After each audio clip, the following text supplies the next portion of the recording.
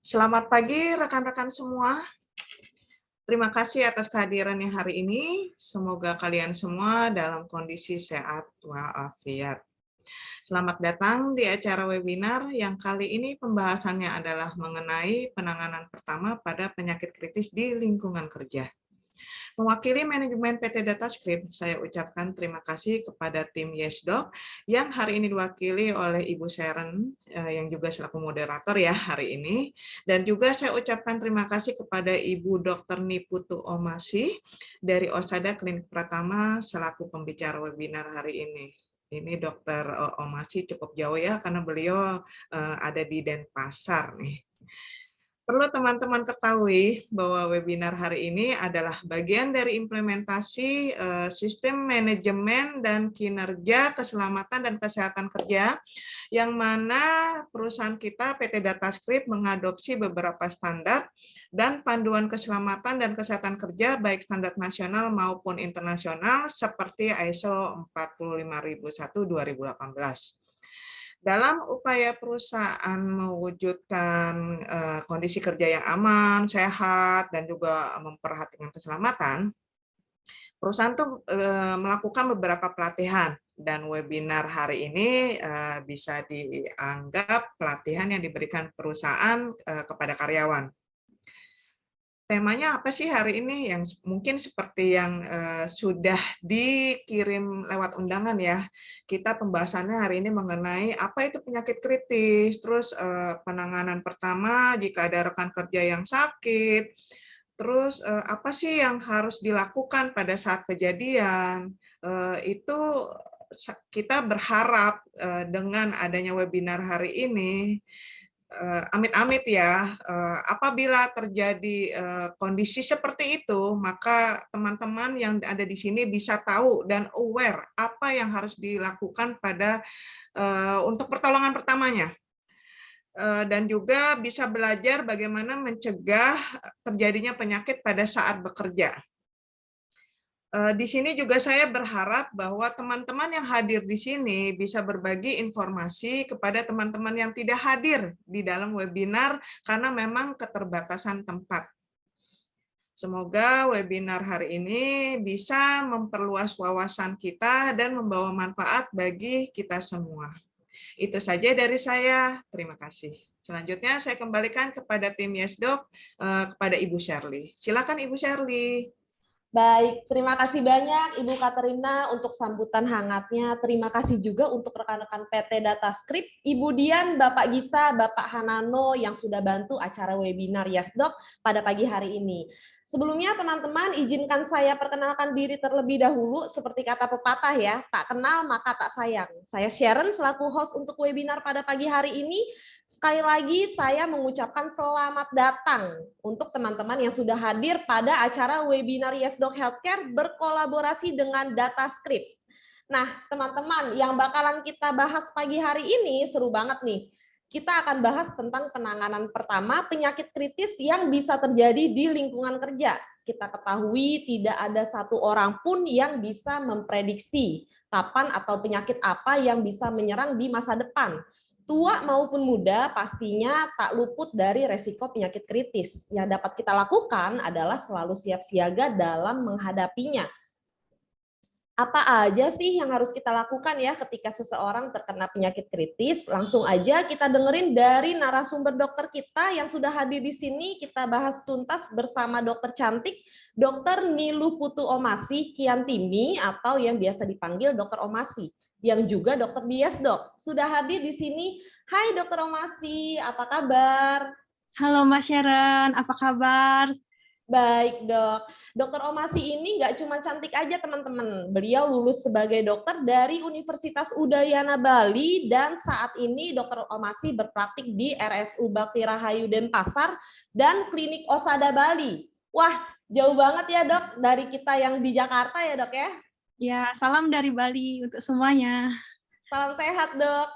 Teman-teman walaupun jauh tapi tidak perlu khawatir nih. Di era modern, digitalisasi ini, kalau teman-teman mau konsultasi dengan dokter Omasi, bisa banget konsultasi gampang di YesDoc dengan dokter Omasi ya. Nanti bisa langsung klik link profil dokter Omasi di YesDoc ya.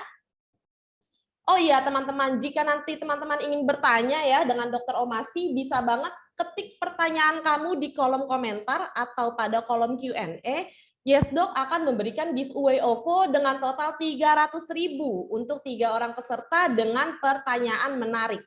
Yuk, nanti langsung aja input pertanyaannya di kolom chat atau kolom Q&A ya. Untuk teman-teman yang ingin bertanya secara live, secara real time, boleh banget nih. Raise hand aja, kita akan perbolehkan akses mikrofonnya ya. Oke, langsung aja kita dengerin yuk pemaparan dari Dr. Omasi. Saya persilahkan, Dok.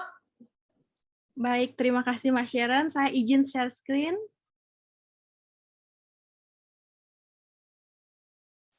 Bagaimana Mas Sharon? Apakah udah muncul Ya, PowerPoint-nya? sudah terlihat, Dok. Baik, terima kasih. Ya, terima kasih atas kesempatannya kepada tim YesDoc, tim DataScript, sehingga terjadi webinar pada pagi hari ini. Perkenalkan, saya Dr. Omasi, salah satu dokter YesDoc. Saya salah satu dokter dari Universitas Negeri di Bali. Pada kesempatan ini, saya akan menjelaskan topik tentang penanganan pertama penyakit kritis di lingkungan kerja. Oke, yang pertama, mungkin kita bertanya, apa itu penyakit kritis? Penyakit kritis merupakan suatu penyakit yang memerlukan pengobatan yang sangat lama, yang bersifat kronis, dan sangatlah minim untuk bisa kembali ke kondisi awal dengan resiko dapat mengakibatkan cacat, total, atau tetap, atau bahkan bisa sampai meninggal dunia. Jadi poinnya kronis, waktu pengobatan yang lama, dan sangat minim kemungkinan untuk bisa kembali ke kondisi awal. Apa saja contoh penyakit kritis? Ada penyakit jantung atau pembuluh darah yang paling sering seperti serangan jantung, stroke, bisa kejang, kanker, gagal ginjal. Jadi resiko pada pria dan pada wanita itu penyakit yang bisa muncul berbeda-beda. Misal pada pria bisa kanker prostat. Tentu tidak mungkin di perempuan kanker prostat karena kita tidak punya kelenjar prostat. Seperti itu. Kita lanjutkan. Dan berdasarkan data epidemiologi, ini data penelitian dari survei WHO mengatakan 7 dari 10 orang berisiko terserang penyakit kritis dan 90% dari orang Indonesia meninggal karena penyakit kritis. Jadi hanya 10% yang meninggal karena disebabkan penyakit lain.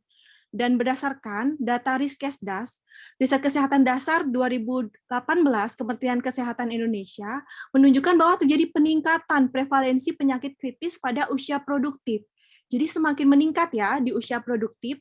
Lalu apa penyebab penyakit kritis pada usia produktif? Jadi ada 2 faktor, ada faktor dari eksternal dan faktor internal. Faktor eksternal ini lebih ke lifestyle ya, seperti merokok, konsumsi alkohol, konsumsi junk food, kurang berolahraga, kurang tidur, dan stres. Tentu saja ada faktor internalnya, seperti genetik, ada keturunannya, mutasi, atau proses autoimun. Nah, dari data penyakit kritis, yang tertinggi di Indonesia ternyata penyebab tertingginya adalah kardiovaskuler, penyakit jantung dan pembuluh darah, sehingga sangatlah penting untuk tahu penanganan pertama penyakit-penyakit yang sering terjadi, terutama di lingkungan bekerja. Nah, di sini kita yang pertama membahas tentang serangan jantung ya, tentang penanganan pertama jika ada rekan kerja yang mengalami sakit kritis berupa serangan jantung. Yang pertama tetap, jangan panik. Kita harus screening lingkungan. Bisa kita dengan mudah gunakan prinsip 3A, amankan diri, apakah diri kita sudah aman, amankan lingkungan, apakah lingkungan tempat kejadian serangan jantung sudah aman untuk menolong. Kemudian baru kita amankan korban. Setelah lingkungan kita anggap sudah cukup aman, kita cek respon pasien. Atau pasien bisa kita panggil namanya, kita berikan rangsangan nyeri.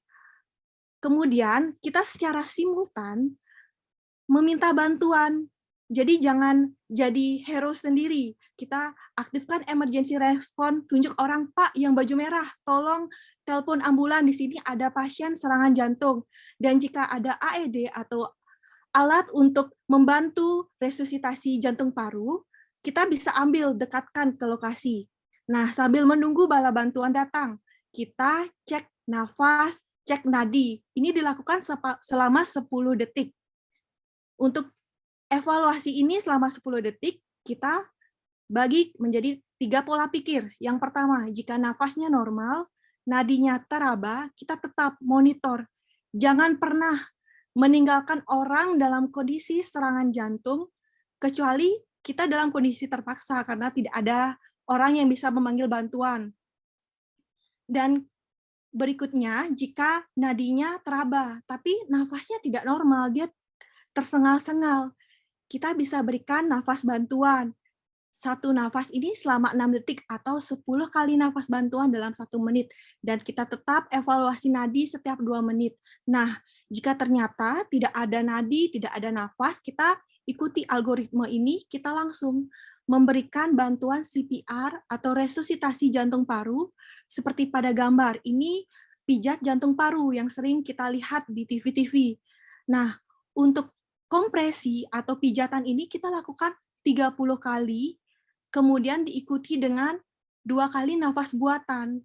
Nah, jika di tempat lokasi, misalnya lokasinya di bandara ada AED, kita bisa aktifkan automatic electrical defibrillation ini, alat ini untuk membantu meng-guideline kita. Kemudian, apa aja sih yang tidak boleh dan boleh kita lakukan ketika ada rekan kerja kita atau siapapun mengalami serangan jantung? Yang pertama, tentunya kita harus tenang dan selalu ikuti prinsip 3A ya, amankan diri, lingkungan, dan korban, panggil petugas medis secepatnya, dan inisiatif mencari obat jantung. Apalagi kita tahu, wah rekan kerja saya ini memang rutin menderita penyakit jantung dan rutin mengkonsumsi obat jantung. Jadi kita bisa ambil obatnya. Kemudian apa yang nggak boleh kita lakukan? Jangan pernah tinggalkan pasien dalam serangan jantung, kemudian menunggu gejalanya hilang dengan sendirinya, atau memberi obat yang bukan diresepkan oleh dokter. Oke, kita lanjut. Yang kedua, yang sering terjadi, yang bisa menyebabkan penyakit kritis hingga kematian, yaitu tersedak. Tersedak ini dapat terjadi misal kita lagi berbicara sambil makan, tiba-tiba ada keselak atau tersedak. Ini dapat menyebabkan sumbatan atau gangguan pernapasan. Nah, kita bisa evaluasi tersedak ini ada kategorinya. Kita bisa tanya, Anda tersedak? Nah, jika pasien atau penderita yang mengalami tersedak, dia masih bisa merespon, mengangguk, bisa bicara, bisa batuk, berarti itu sumbatannya tidak full, itu sumbatannya sedang. Tapi, jika rekan kerja kita atau penderita, ketika kita tanya, Anda tersedak? Dia tidak bisa bicara, nafas saja sulit, bahkan tidak bisa batuk, itu pasti sumbatannya sudah berat, kategorinya full. Kita bisa lihat dengan mudah dari batuknya juga. Kalau batuk tidak efektif, berarti dia sudah tidak bisa batuk. Itu kita evaluasi lagi, dia sadar atau tidak. Jika tidak sadar, kita bisa mulai finger swab dan RJP, seperti yang tadi, resusitasi jantung paru. Tapi kalau dia sadar, kita bisa lakukan seperti pada gambar ini. Mungkin beberapa sudah pernah sering lihat ya, hentakan abdomen ini namanya Heimlich maneuver. Jadi korban atau yang tersedak di depan penolong, dengan tangan penolong berada di bagian perut, di bagian abdomen dari penderita, dibungkus dengan tangan yang sebelahnya dan berikan hentakan ke dalam, ke atas. Ini hentakannya berikan sebanyak 5-4 kali. Nah, tapi jika sumbatannya sedang, pasien masih bisa bicara ya, dan dia masih bisa batuk, kita instruksikan dia batuk sekuat tenaga, berikan dorongan batuk dari perut. Jadi, jangan tinggalkan juga pasien yang kondisi tersedak, kita lanjut cek, takutnya dia bisa ada perburukan atau malahan tidak bisa batuk. Nah, jadi apa yang tidak boleh kita lakukan ketika kita mengalami tersedak, jangan minum air atau memaksa menelan benda yang tersangkut, tapi usahakan batuk. Oke, kita lanjut. Yang berikutnya yaitu stroke. Stroke termasuk salah satu penyakit kardiovaskuler yang terbanyak, penyakit kritis terbanyak. Stroke ini ada 2 jenis. Ada stroke yang iskemik, ada stroke hemoragik. Stroke hemoragik ini stroke yang perdarahan, dan stroke iskemik ini stroke sumbatan. Nah, stroke iskemik ini yang lebih sering terjadi karena gejalanya dia pelan-pelan. Ini bisa digambar, dilihat. Ini singkatan biar gampang ya diingat, segera ke RS. Yang pertama, senyumnya mulai tidak simetris.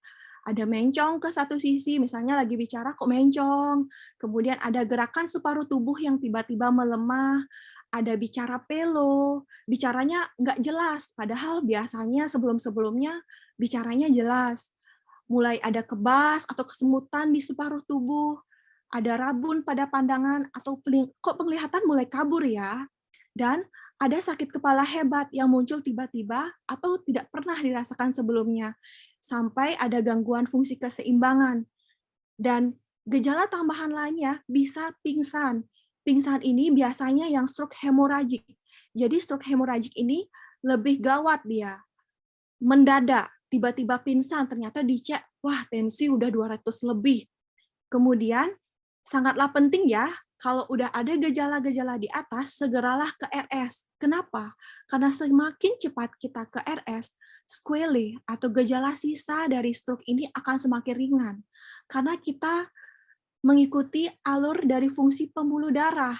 Nah, 10 menit pertama, 1 menit, 1 jam, 6 jam itu beda kerusaknya. Semakin kita diamkan, maka gejala sisanya akan semakin banyak.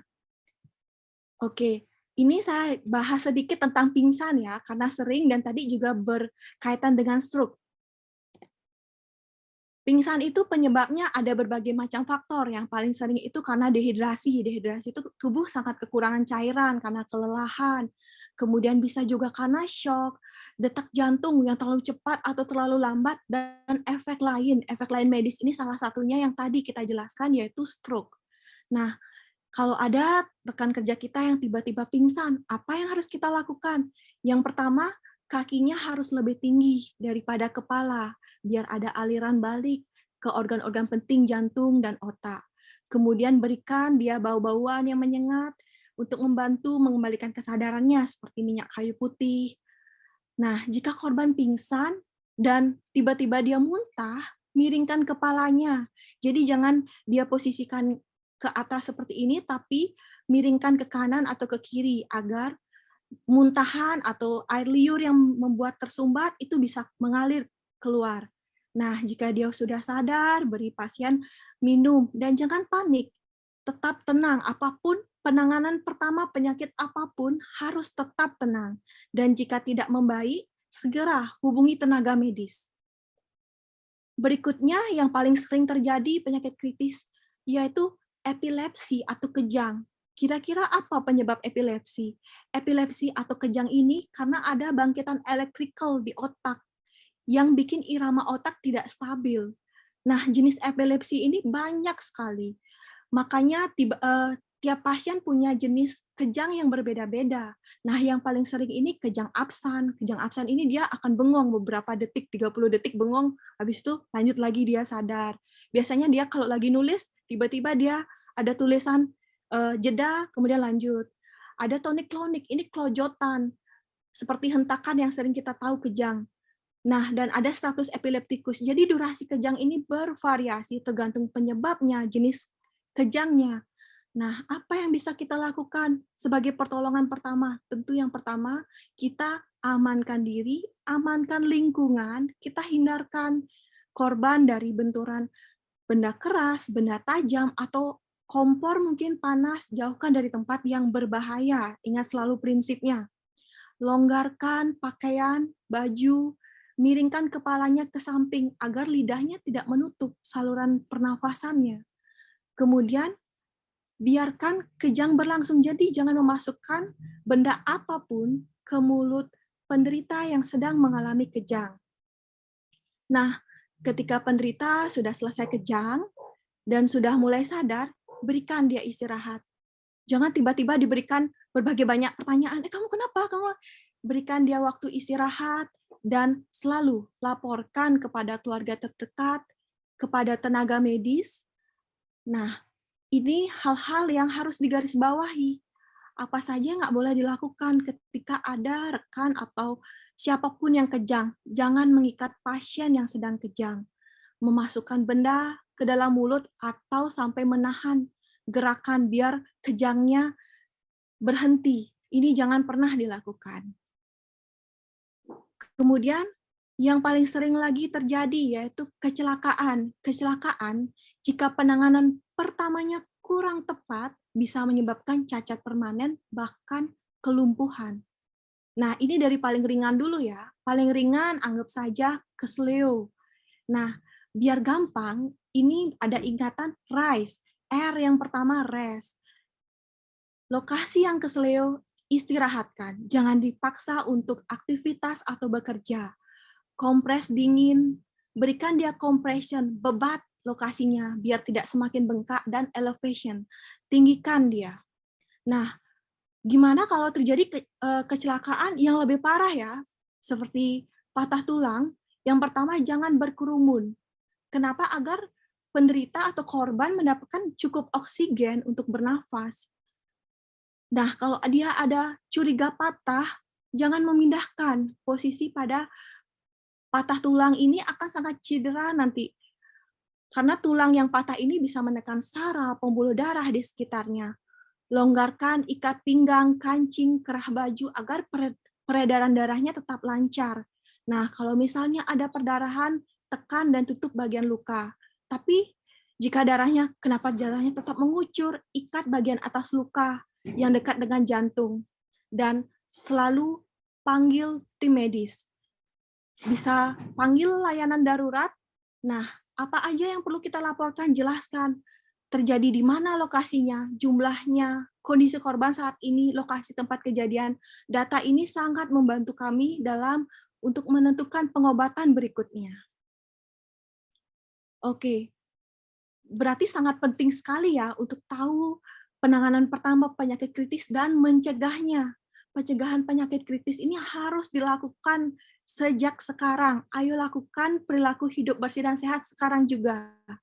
Ini biar gampang ingat, pakai slogan patuh. P yang pertama, periksa kesehatan secara rutin. Jadi jangan tunda-tunda. Waduh, aku takut periksa ke dokter. Jangan. Harus patuh periksa kesehatan. A yang kedua, atasi penyakit dengan pengobatan yang tepat. Jadi jangan minum sembarang obat atau beli obat sembarangan tanpa resep. Tetap aktivitas fisik dengan aman. Walaupun kita karyawan, kerja di kantor, dari pagi sampai malam kita tetap aktivitas fisik. Tentu ada aktivitas fisik yang bisa dilakukan oleh karyawan. Upayakan diet sehat dan seimbang, dan hindari asap rokok, minuman beralkohol, dan zat karsigonik yang lainnya. Nah, apa sih kebiasaan pola makan yang sehat yang bisa kita lakukan? Yang paling sederhana, minum air. Minum air paling sedikit 8 gelas per hari atau 2 liter per hari. Perbanyak konsumsi buah dan sayuran. Upayakan memilih panganan yang segar dan cara pengolahannya direbus ya atau dikukus. Batasi konsumsi kecap, saus, micin, MSG, penyedap, dan budayakan membaca label sebelum memilih pangan yang kita makan di kemasan atau kemasan siap saji. Dan gimana sih tips untuk makan yang ideal biar kita maksimal dalam pola hidup sehat? Nah, untuk makan pagi, kita makanlah sebelum jam 10 pagi, 30 menit setelah kita bangun tidur agar pencernaan kita siap. Kemudian, kapan waktu terbaik untuk makan siang? Makan sianglah dengan jarak 4 jam dari makan pagi kita dan sebelum jam 16, sebelum jam 4 sore. Dan untuk makan malam, jangan lebih dari jam 22 malam. Selain membantu metabolisme, membantu daya tahan tubuh, ini juga membantu fungsi kerja organ tubuh kita. Dan jarak ideal makan malam hingga waktu tidur adalah 3 jam. Nah, ini yang saya bilang tadi. Walaupun kita karyawan, kita merasa kekurangan waktu, kita bisa melakukan peregangan dan olahraga ringan di kantor. Nah, ini contoh gerakan-gerakannya. Ini gerakannya sederhana, tidak memerlukan tempat yang luas, tidak memerlukan pakaian yang khusus, bahkan bisa kita menggunakan kursi kerja kita. Nah, setiap gerakan ini kita tahan minimal 8-10 detik. Kita lakukan peregangan sambil atur nafas. Nah, gerakan ini kita lakukan pada sisi kanan, sisi kiri. Ini dilakukan secara bergantian. Gerakan ini dapat kita ulangi selama 2-3 kali. Jadi sangatlah penting untuk mencegah penyakit kritis. Apalagi saat ini dari data Riskesdas Kesehatan Kementerian Kesehatan Indonesia sudah sangat tinggi penyakit kritis pada usia produktif. Baik, sekian materi dari saya. Saya kembalikan lagi ke moderator. Baik, terima kasih Dokter Omasi atas pemaparannya. Kita bisa lebih mengenal ya dok ya, ternyata penting banget ya kalau kita bisa tahu apa aja sih yang harus kita lakukan ketika ada rekan kerja kita atau mungkin orang asing ya dok yang mengalami penyakit kritis di lingkungan kerja atau dimanapun ya. Izin saya merangkum sedikit ya Dokter Omasi ya, kita harus tetap tenang. Jangan panik ya dok ya ketika ada rekan kerja kita yang terkena penyakit kritis.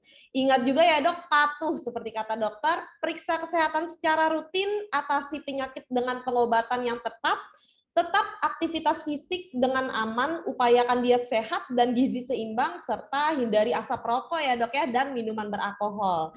Nah, teman-teman yang ingin tanya sama Dokter Omasi, langsung aja drop pertanyaannya di kolom komentar atau kolom Q&A. Lumayan banget nih, kita bisa dapat uang jajan OVO ya. Oke, sebelum kita masuk ke segmen Q&A, yuk kita simak video yang berikut ini.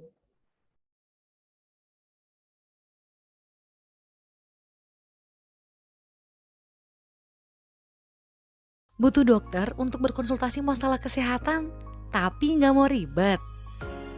Konsultasi gampang dengan video call, kapanpun dan dimanapun.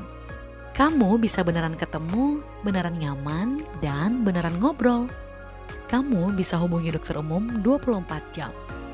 Booking dokter spesialis, akses rumah sakit, dan klinik terdekat.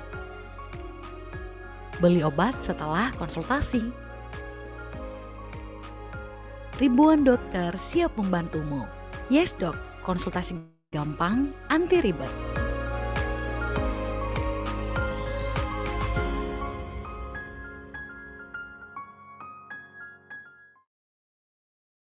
Butuh dokter untuk berkonsultasi masalah kesehatan, tapi nggak mau ribet. Konsultasi gampang dengan video call, kapanpun dan dimanapun. Kamu bisa beneran ketemu, beneran nyaman, dan beneran ngobrol. Kamu bisa hubungi dokter umum 24 jam. Booking dokter spesialis, akses rumah sakit, dan klinik terdekat. Beli obat setelah konsultasi. Ribuan dokter siap membantumu. Yes Dok, konsultasi gampang, anti ribet.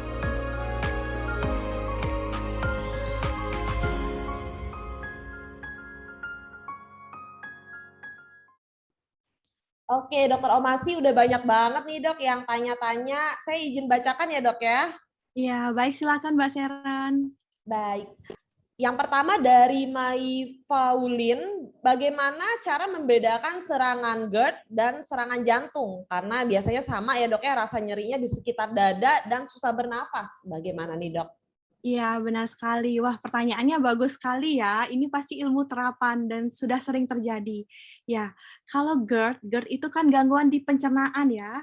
Itu lokasinya lebih di ulu hati. Sedangkan kalau serangan jantung, lokasi titiknya adalah di bagian 2 cm dari ulu hati agak ke atas. Jadi kita kenal dengan apek jantung atau dari ujungnya jantung. Nah, itu dari lokasi. Kemudian dari durasi. Kalau GERD, durasinya itu biasanya ada faktor pencetusnya. Misal, habis makan yang pedas, asam, atau kopi.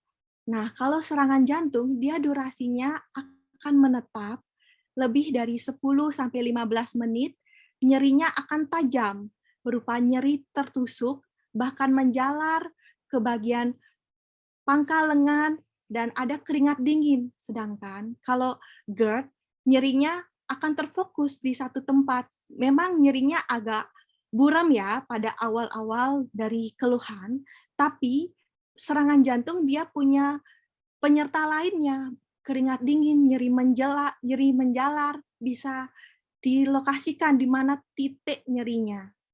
Kemudian, kalau GERD, dia biasanya muncul di pagi hari ketika kita bangun tidur, karena GERD itu katup dari kerongkongan yang bagian paling atas mengalami gangguan atau lemah ototnya. Sehingga ketika kita bangun di pagi hari, karena kita malamnya posisinya tidur ya, jadi asam lambung, semua makanan, gas-gas dari lambung menekan ke atas, ke kerongkongan, nyerinya munculnya dominan di pagi hari atau kita telat makan, tapi serangan jantung tidak memandang kapan waktunya. Jadi serangannya bisa muncul seketika, karena penyebab serangan jantung bisa berbagai macam, seperti sumbatan pada pembuluh darah, atau ada gangguan dari enzim jantung yang lainnya. Seperti itu, mungkin ada yang kurang jelas, bisa ditanyakan lagi. Terima kasih. Iya, boleh ditanyakan lagi di kolom Q&A atau sesi komentar ya rekan-rekan ya.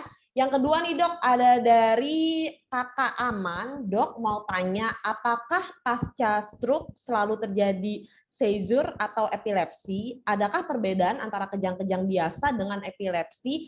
Penanganannya apakah berbeda dok antara anak kecil dengan orang yang sudah berumur? Bagaimana nih dok? Baik, pertanyaannya juga bagus ya ini. Ya, jadi stroke itu bisa menyebabkan kejang, kejang bisa menyebabkan stroke, jadi kedua komponen itu bisa saling berkaitan ya. Nah, untuk kejang yang terjadi pasca stroke itu jelas karena elektrolit di tubuh kita imbalance, nggak seimbang. Karena saat stroke terjadi gangguan metabolisme. Kemudian untuk kejangnya pada anak-anak sama dewasa tentu berbeda. Jadi mungkin ada yang punya adik atau anak yang pernah mendengar dokternya bilang, oh ini kejang demam kompleks, ini kejang demam sederhana. Jadi pada anak-anak, pencetus dari kejangnya itu karena suhu yang tinggi. Ini terjadi usia di bawah 5 tahun ya. Kalau usia di atas 5 tahun, otak itu sudah matang. Jadi dia tidak bisa dicetus elektrikal listriknya hanya karena suhu. Anak-anak sering terjadi kejangnya karena demam. Jadi ketika ada anak atau keponakan kita suhunya lebih dari 41 derajat atau 40 derajat, kita harus segera mencari tenaga medis karena sangat berisiko kejang. Ya. Mungkin nanti kalau ada yang kurang jelas bisa ditanyakan lagi. Ya, terima kasih. Oke dok, selanjutnya ada dari kakak Triviana Yulistanti. Dok, bagaimana cara mengidentifikasi jenis penyakit yang diderita oleh rekan kerja? Sehingga kita tahu nih bagaimana penanganan pertama yang harus dilakukan. Oke, ini berarti pencegahan ya. Kembali lagi ke patuh, berarti yang P harus pemeriksaan rutin dulu. Harus ada tenaga medis yang melakukan pemeriksaan rutin.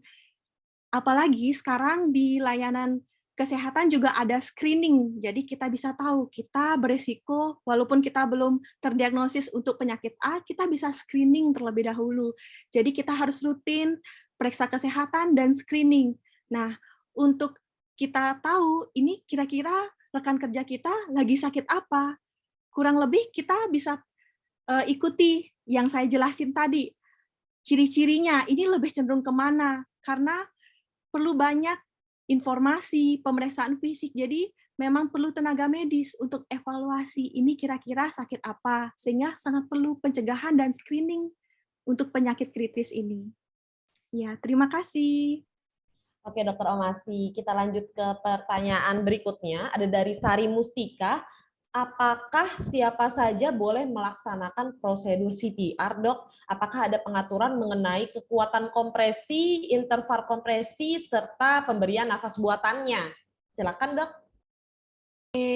Terima kasih, pertanyaannya juga bagus sekali. Ini tentang resusitasi jantung paru ya, mungkin sering ditayangkan di film, di TV. Memang, resusitasi jantung paru ini ada guideline-nya, ada panduannya. Kedalaman kompresi di dewasa dan anak berbeda. Dewasa kedalamannya 4-5 cm. Pada anak-anak lebih tidak terlalu dalam, 3-4 cm. Kemudian untuk intervalnya, durasinya itu sesuai dengan detik. Jadi per menit tek ada iramanya, sehingga tidak jarang tenaga medis akan dilakukan pelatihan bantuan hidup dasar tentang resusitasi jantung paru rutin tiap 5 tahun agar tetap terlatih. Nah, untuk masyarakat umum, biasanya di tempat-tempat yang memang sering terjadi risiko serangan jantung seperti pegawai karyawan pada airport, biasanya diberikan latihan basic trauma life support. Ini untuk penanganan pertama, pelatihan dasar untuk resusitasi jantung paru. Seperti itu. Terima Baik, Dok. Kita move ke pertanyaan selanjutnya, ada dari Mia Zumiati Paulina nih, Dok. Dok, kalau dari slide yang awal itu ada dokter sebutkan hipertensi dan diabetes mellitus ya, Dok ya. Nah, untuk saat ini kan ada istilah hipertensi atau diabetes mellitus yang terkontrol. Apakah untuk case hipertensi dan diabetes mellitus yang terkontrol bisa dikategorikan sebagai penyakit kritis? Atau karena sudah terkontrol sehingga tidak masuk di kategori tersebut, Dok? Bagaimana nih, Dok? Oke, terima kasih pertanyaannya. Jadi harus digarisbawahi ya, hipertensi dan diabetes atau kencing manis itu tidak pernah sembuh, hanya bisa terkontrol, dan itu penyakit akan kita derita seumur hidup, hanya bisa kita kontrol. Nah, seperti kembali ke materi yang sebelumnya, apa itu penyakit kronis? Penyakit kritis yang bersifat kronis memerlukan waktu yang lama untuk proses sembuh dan tidak bisa kembali ke fungsi yang normal. Jadi, diabetes atau kencing manis dan hipertensi ini tergolong penyakit kritis. Seperti itu. Terima kasih. Oke, Dok. Selanjutnya ada dari Dedi Febrianti. Selamat pagi, Dok. Apakah dengan berpuasa atau melakukan detox secara rutin bisa mengurangi resiko terkena penyakit kritis? Jika iya, baiknya dilakukan berapa lama sekali, Dok, untuk berpuasa atau detox? Berapa harikah baiknya puasa atau detox itu dilakukan? Terima kasih, Dok. Baik, ini pertanyaannya seru ya tentang lifestyle. Ini untuk detox itu tentu kita harus lihat kondisi tubuh dulu ya. Jadi kita tidak bisa samakan semua orang karena beberapa orang memiliki penyakit MAH atau asam lambung. Itu sangat beresiko kalau dia puasa tanpa mengetahui kondisi tubuh sedang fit atau tidak. Untuk detox atau puasa bisa dilakukan 2 kali seminggu. Jadi ada pola dan jadwalnya untuk program detox ini atau puasa. Karena tubuh perlu adaptasi. Karena ini kan metabolisme baru bagi tubuh. Ada alur regulasi yang baru dari tubuh, jadi harus bertahap, tergantung kondisi tubuh tiap orang, tidak bisa kita samaratakan. Siapa tahu ada yang punya asam lambung, ada yang punya penyakit jantung atau gagal ginjal, nggak boleh sembarangan melakukan program ini. Jadi tetap yang sebelum dilakukan adalah mengetahui kesehatan sendiri, baru kita lakukan programnya secara bertahap. Terima kasih. Baik, Dok. Jadi kita harus lihat diri kita juga ya, Dok ya, bagaimana ya, Dok ya.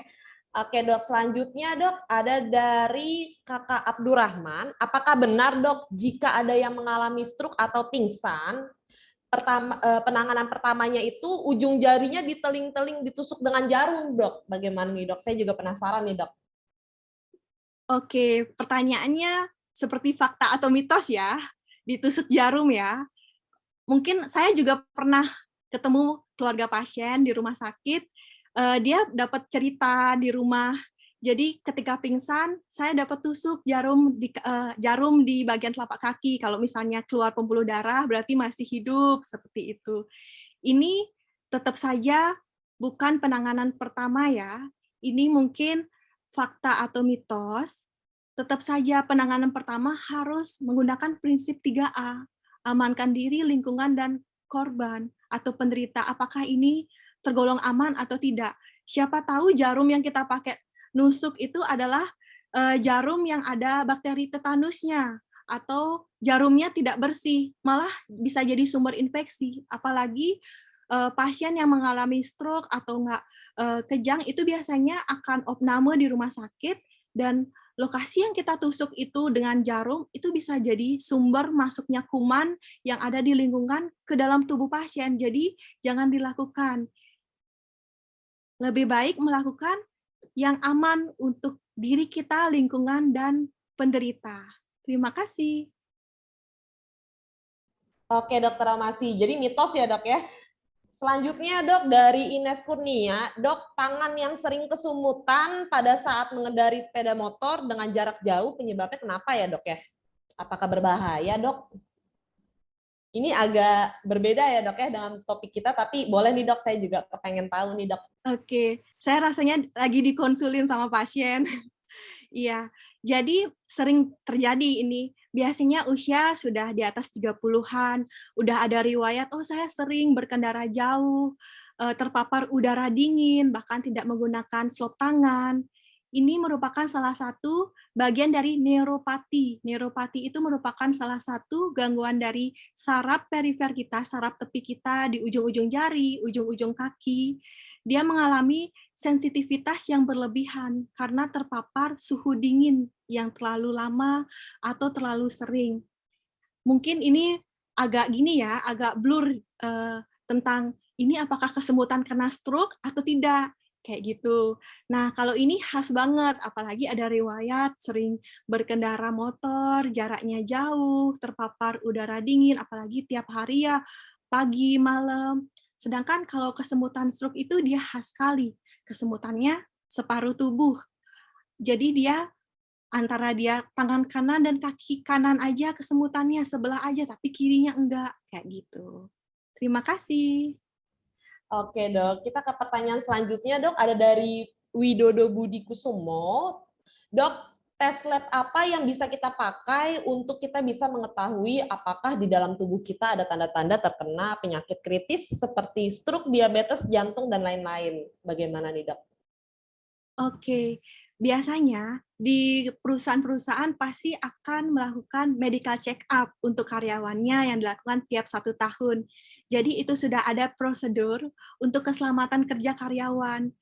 Untuk cek apa aja itu udah ada checklist-nya, udah ada paketnya. Biasanya kita melakukan pemeriksaan darah lengkap, pemeriksaan profil lipid seperti untuk tahu apakah ada kolesterol, apakah ada asam urat. Kemudian kita juga melakukan pemeriksaan ronsen. Biasanya kita evaluasi parunya, apakah ada infeksi atau enggak ada tanda-tanda infeksi lainnya. Jadi biasanya untuk paketan pemeriksaan untuk screening penyakit kritis sudah ada disiapkan oleh pihak-pihak yang bertanggung jawab.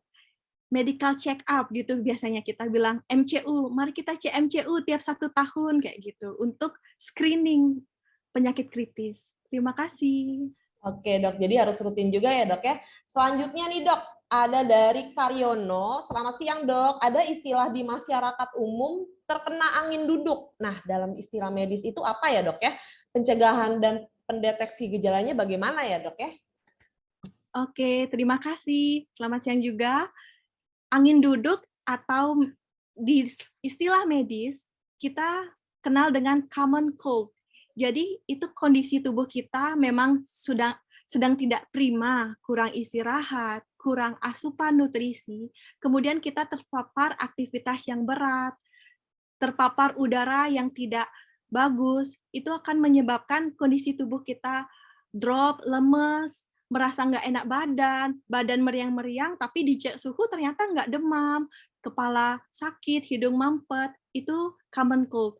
Jadi, jika kita mengalami keluhan yang merasa tidak enak badan, jangan pernah beli obat sendiri dulu di apotek. Kadang beberapa pasien langsung beli antibiotik, padahal tidak perlu antibiotik untuk penanganan ini. Jadi, tetap kalau ada rasa tidak enak di badan, kita periksa, cek tensi, suhu, periksa ke tenaga kesehatan untuk mengetahui apakah sakit kita ini kategorinya apa, seperti itu.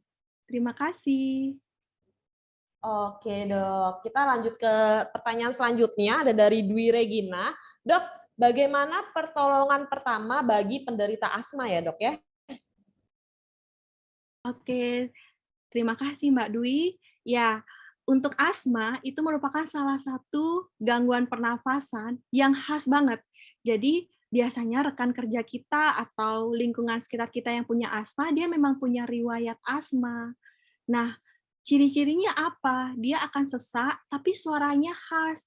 Ngi-ngi, dia pas narik nafas ada suara ngi. Apa yang bisa kita bantu? Yang pertama, kita harus tetap tenang, gunakan prinsip 3A, apakah lingkungan tempat kita menolong sudah aman, Misalnya, kalau misalnya lingkungannya ternyata di dalam ruangan yang penuh debu, itu kan jadinya sama saja ya, karena debu bisa mencetuskan asma. Jadi tetap kita cari lingkungan yang aman dulu untuk pertolongan pertama, kemudian kita tanyakan, kamu ada bawa obat asma rutinmu nggak? Kalau pasiennya tidak bisa berbicara, kita izin untuk cek barang-barang yang dia bawa. Tapi jika dia tidak punya obat rutin atau misalnya jarang kontrol, tetap yang pertama longgarkan pakaian, berikan oksigen dan pembuluh darah lancar, segera ke rumah sakit karena berisiko bisa gagal nafas. Seperti itu. Terima kasih. Oke dok, terima kasih dok. Selanjutnya ada dari Muhammad Husni Mubarak, izin bertanya dok, di lingkungan kerja penyebab penyakit kritis biasanya adalah stres. Bagaimana cara menanggulangi stres? Oke, ini pertanyaannya juga tentang lifestyle ya. Ya, memang stres itu salah satu faktor eksternal ya yang bikin dari penyakit kritis ini muncul. Apalagi di era yang pergerakannya cukup cepat dan sampai terkena di usia produktif penyakit kritis, stres itu merupakan dari penelitian salah satu faktor penyebab yang faktor risiko yang tinggi dari faktor risiko penyakit kritis ini. Yang pertama, tetap kita dari diri sendiri dulu. Jadi jangan bergantung ke orang lain. Kita dari diri sendiri harus bisa memanajemen stres itu. Kita alihkan pikiran, jangan fokuskan kepada hal yang bikin kita stres. Kemudian kita bisa tuliskan, kita keluarkan. Stres itu kan sesuatu yang ada di badan kita ya, di pikiran kita. Otomatis biar dia tidak menjadi beban, kita keluarkan beban itu. Apa yang paling sederhana? Ambil pulpen, ambil kertas, tulis apa yang jadi beban pikiran. Atau malas nulis, ceritakan ke orang lain. Kemudian kita cari solusi yang lain. Kalau misalnya nggak teratasi, udah saya tulis nih dok, udah saya ceritakan, tapi masih rasanya nyumbat. Berarti beban atau stres itu belum terselesaikan ya.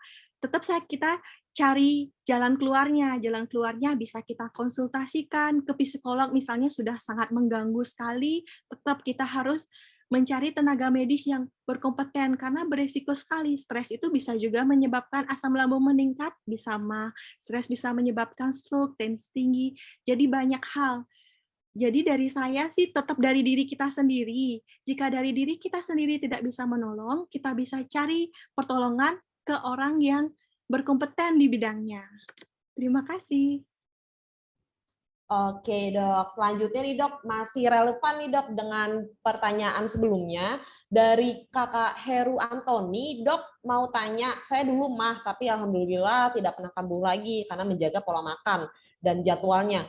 Apakah mindset positif juga berpengaruh nih dok untuk kesehatan kita? Oke, terima kasih kakak Heru. Ya benar sekali, MAH itu sudah terbukti ya dari penelitian dicetuskan oleh stres. Bahkan ada buku yang dikeluarkan manajemen stres untuk mengatasi penyakit MAH. Itu ada dokter yang sudah menulis buku manajemen stres untuk mengurangi GERD dan gastritis untuk penyakit MAH. Jadi memang benar, itu bukan mitos lagi ya, itu sudah fakta. Stres bisa menyebabkan MAH atau asam lambung, jadi kita harus mengendalikan stres biar kondisi tubuh tetap fit dan tidak terserang penyakit. Terima kasih. Oke dok, selanjutnya ada dari Triviana Yuliasta. Di sini dok mau tanya dok, kalau di area muka sebelah kanan di bawah mata sering kedutan dan berkali-kali, apakah ada pengaruh ke arah stroke atau tidak nih dok? Oke, terima kasih. Jadi ini ada kedutan ya di sebelah wajah saja. Memang kedutan itu merupakan salah satu bisa dia normal atau bawaan tanda penyakit lain. Kedutannya itu tergantung jika frekuensinya sudah sering terjadi atau kita punya juga keluarga yang punya riwayat berobat ke dokter saraf, sebaiknya diperiksakan langsung karena harus dievaluasi langsung oleh ahlinya. Jadi ini kancahnya dokter spesialis saraf ya, dokter neuro. Nanti akan diperiksa untuk sensasi motorik, raba, halus, dingin, kedutan di otot atau di kelopak mata itu bisa saja karena berbagai macam faktor. Jadi tetap harus dievaluasi kalau misalnya kejadiannya sudah sering dan berulang terus-menerus dan sampai mengganggu aktivitas. Terima kasih. Oke dok, selanjutnya nih dok ada dari Michael Mangapu. Dok, saya ingin bertanya apakah LPR, LTR merupakan penyakit kritis? Saya juga baru dengar nih dok LPR dok. Tunggu sebentar, ini gimana LPR yang dimaksud? Boleh dibantu soalnya ini kan setahu saya LPR itu kan singkatan, jadi takutnya miscommunication. Bisa diketik kepanjangan LPR yang dimaksud. Oke dok, nanti kita tunggu dari kakak Michael ya untuk ketikan apa yang dimaksud ya dok ya. Ya, benar Kita sekali. move ke selanjutnya aja dulu ya dok ya. Ada dari Pijar Christian nih dok, penyakit kritis untuk usia produktif, faktor terbesarnya dari eksternal atau internal dok? Berapa persen untuk faktor eksternal dan internal? Dan yang mana yang lebih membahayakan, apakah faktor internal atau eksternal? Oke, terima kasih. Untuk penyakit kritis di usia produktif sudah jelas sekali dominan dari eksternal. Karena di era yang udah maju saat ini, kita lebih sering terpapar makanan junk food, stres, kurang olahraga. Sedangkan dulu untuk orang tua, kakek nenek kita kan biasanya pergi ke sawah ya, jadi aktivitas fisiknya sudah diwakilkan. Sedangkan kita dominan aktivitasnya di depan laptop, posisi duduk. Jadi faktor eksternal untuk usia produktif menjadi faktor yang lebih dominan menyebabkan penyakit kritis di usia produktif. Terima kasih. Oke dok, selanjutnya nih dok, ada dari kakak Tommy, ini menarik banget nih dok. Selamat siang dok, apakah stroke bisa disembuhkan dengan terapi akupuntur? Oke, terima kasih Kak Tommy.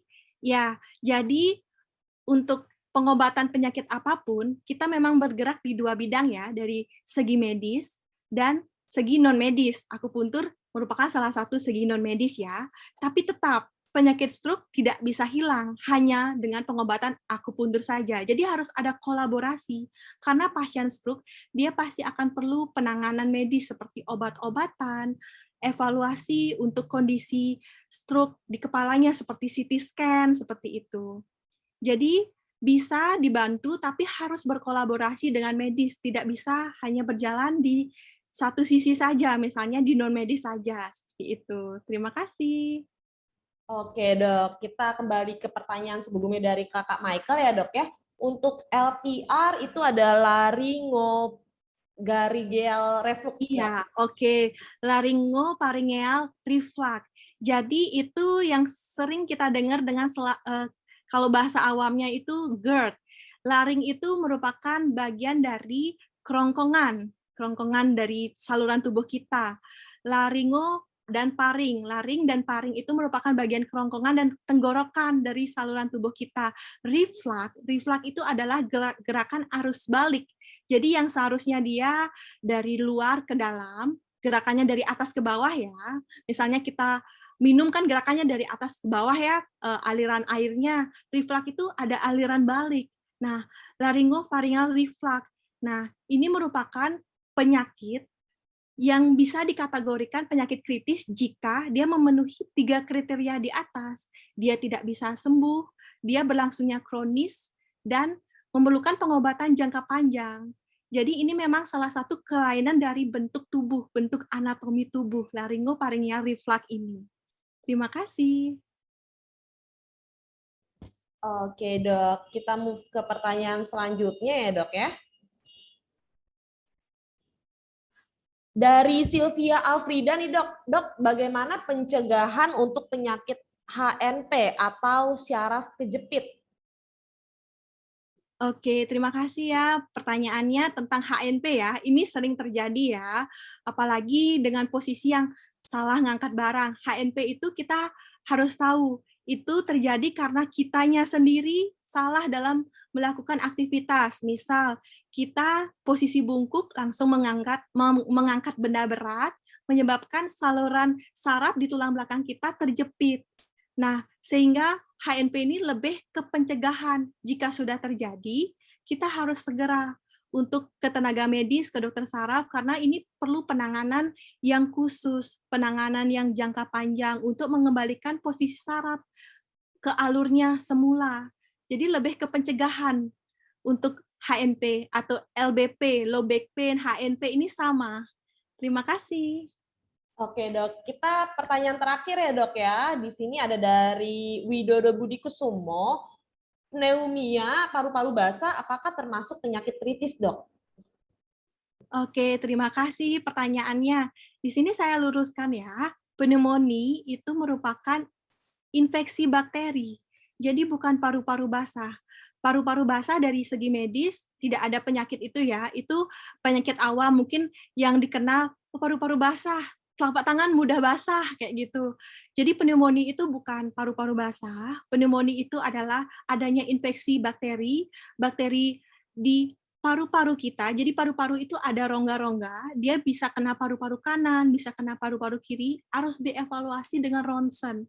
Pneumonia dibuktikan dengan ronsen disertai dengan gejala ada demam, batuk, dan ronsen menunjukkan memang ada konsolidasi. Konsolidasi itu kayak gambaran bercak-bercak putih di paru-paru. Jadi berbeda ya pneumonia. Nah, pneumonia ini dia bisa sembuh asal penanganannya segera karena ini terjadi proses infeksi di tubuh. Selama infeksi belum beredar di tubuh, masih terlokalisir di paru-paru, dia bisa sembuh sehingga tidak memenuhi kriteria penyakit kritis yang menyebabkan cacat atau tidak bisa kembali ke fungsi sebelumnya. Jadi tergantung derajat pneumonia. Terima kasih. Oke, Dokter Omasi. Ya, sepertinya sudah cukup ya dokter ya untuk tanya jawabnya. Terima kasih Dokter Omasi atas sharingnya. Untuk teman-teman yang belum terjawab, tenang aja, bisa langsung tanya video call langsung di YesDoc dengan Dokter Omasi yang jauh di Bali ya. Sebelum kita umumkan pemenangnya, yuk kita simak video yang berikut ini.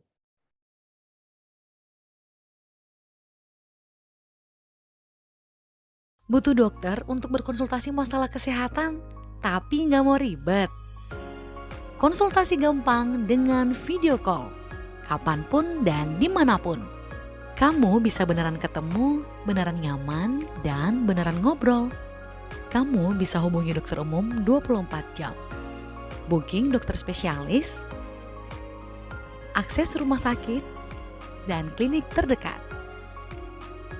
Beli obat setelah konsultasi. Ribuan dokter siap membantumu. YesDoc, konsultasi gampang, anti ribet.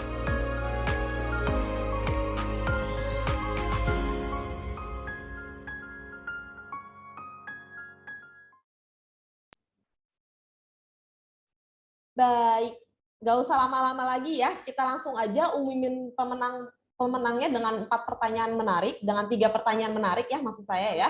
Yang pertama ada dari kakak Mai Paulin, lalu yang kedua dari kakak Widodo Budi Kusumo, dan yang ketiga dari Sari Mutika. Terima kasih teman-teman DataScript atas antusias dan partisipasinya pada pagi hari ini. Tim YesDoc mengucapkan selamat untuk teman-teman yang sudah memenangkan saldo OVO ya. Lumayan banget nih bisa buat jajan ya.